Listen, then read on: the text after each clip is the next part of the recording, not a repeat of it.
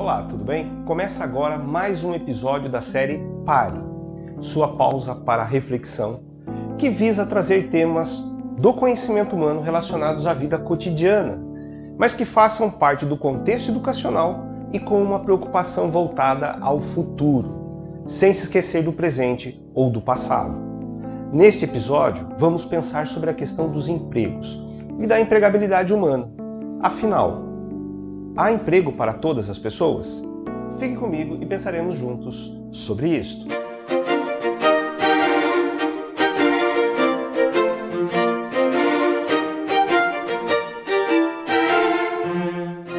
A imagem ao fundo é a tela Operários, produzida em 1933 pela pintora modernista Tarsila do Amaral. Ela traz para a época o avanço da industrialização e mostra a diversidade racial e cultural na força de trabalho. Força composta de povo. Marca a diversidade racial e cultural, mas também o quanto essa força de trabalho é feita de povo, desde sempre. Sempre os mais pobres é que compuseram a força de trabalho, em qualquer momento da história da humanidade relacionada à produção. Agora, temos de nos preocupar que esta força de trabalho, que é o povo, ela também, além de ser força de produção, é a força de consumo. No entanto, estamos vendo cada vez mais a substituição pela mecanização, pela informatização do trabalho, da produção. Na primeira revolução industrial, que foi a vinda da máquina a vapor, nós já tivemos uma grande transformação. Porém, ainda o mundo estava construindo este mercado de consumo e de produção, estava fermentando uma nova realidade de produtos. Com a segunda revolução industrial, que foi a chegada da eletricidade, nós tivemos ainda maior substituição da força humana como trabalho. As máquinas passaram a ter maior potencial de produzir.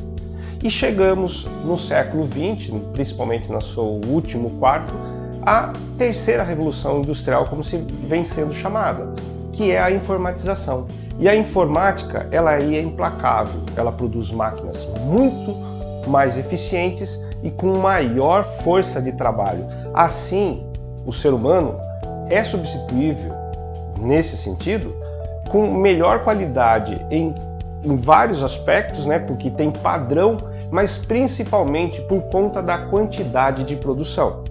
E as máquinas não adoecem na mesma velocidade que seres humanos.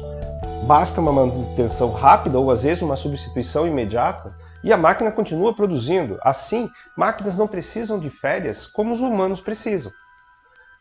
A substituição está a passo largo há décadas, mas chega no ápice no momento em que vivemos. Porque ela vai agora de trabalhos manuais, como sempre foi, mas atinge os trabalhos de formação mais avançada, de técnica mais avançada.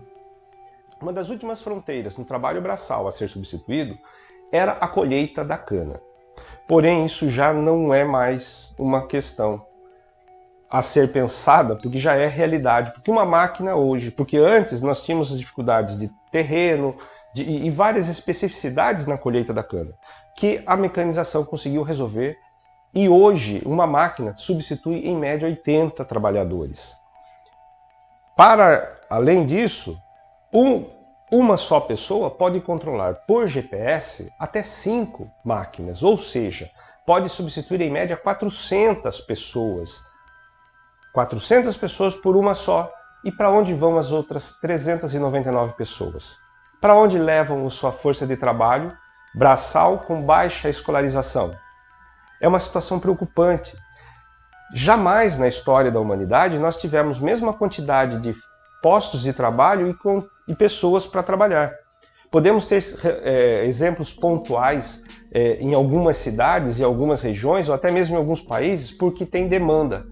Mas se naquele lugar tem muita demanda, pode ser que em outro não tenha. Então nós temos que pensar enquanto globo. Por que é importante pensar enquanto globalização? Na década de 70, a Austrália era uma grande força na produção automobilística. E por os interesses das grandes indústrias que se deslocam de um lugar para outro com uma facilidade, toda essa força de produção australiana deixou de existir e a Austrália hoje é uma importadora. Então, no intervalo de 50 anos, aquilo que era a grande força de produção deixou de ser. E o que está acontecendo no Brasil hoje são interesses, né? As montadoras estão deixando o Brasil. Ford e Mercedes-Benz já deixaram, talvez outras deixem. Principalmente porque o Brasil tem vários fatores, mas um deles, a nossa força de trabalho, segundo a OCDE, ela está em qualidade na 80ª posição. Então nós, na quantidade de países que existe no mundo, aí em torno de 200 países, nós temos 79 países com melhores condições de qualidade de trabalho à nossa frente e em torno de 120, mais ou menos, atrás de nós. Mas nesta concorrência o Brasil tem uma das maiores economias do mundo e isso precisa ser pensado. E isso está diretamente relacionado à educação, à formação que nós damos às pessoas. E a situação, como digo, é muito preocupante. Como o historiador e pensador Yuval Noah Harari, ele já alerta há um tempo que em poucas décadas, em 2 ou 3 décadas, nós seremos uma massa de inúteis no mundo, porque essas pessoas não terão o que fazer, já que as máquinas farão o trabalho. E é preciso pensar nesse cenário, dentro da educação. Se as pessoas não tiverem de onde tirar os seus sustentos, como que fica o consumo? Como que sobrevivem? E quem vive de vender? Vai vender para máquinas? Será que pensa nisso? Qual o compromisso da escola com este futuro? Os pais, será que estão pensando nisto em relação à formação de seus filhos? Estão verificando com as escolas o que as escolas estão entregando para os seus filhos, enquanto de preparo para o mundo? Quem está pensando nisso? Nós precisamos pensar. Nós precisamos pensar nisto. Até o próximo episódio, com novos questionamentos para reflexão.